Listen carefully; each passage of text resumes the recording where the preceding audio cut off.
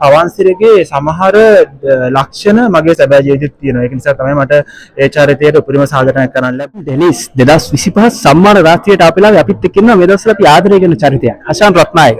කොහොමද මොකද්ද මේ වෙලා තියෙන්නේ රැවුලක් දාලා?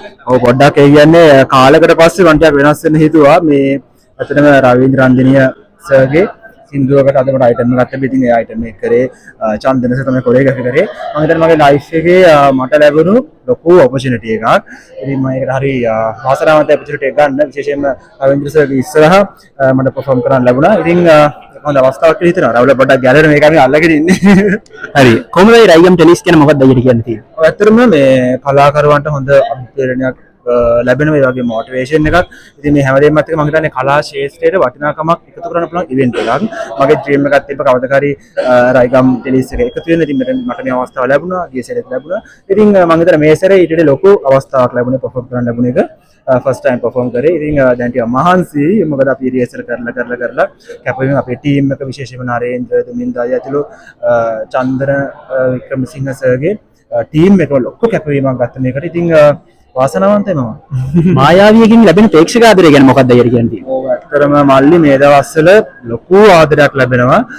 මම හිතන්නේ පවන්සිරියට ගොඩාක් අය ආදරය කරනවා සහ මේ පවන්සිරි හදවතින්ම වෙනම චරිතයක් මේ විදිහට වෙලා තියෙනවා. ඉතින් මායාවිය කියන්නේ මගේ ජීවිතේ ලොකු ටර්නින් පොයින්ට් එකක්. ඒ වගේම හොඳ චරිතයක්. මම ආසාවෙන් හිටිය චරිතයක්. ඉතින් මම කලින් කිව්වා වගේ මම ගොඩක් වාසනාවන්තයි මේ වගේ අවස්ථාවක් ලබන්න. මම ඇත්තටම අහන්න පවන්සිරි අශාන් රත්නායක කියන්නේ මොන විදියද? ඒ කියන්නේ දෙන්න විදිය වෙනස්ද කොහොමද?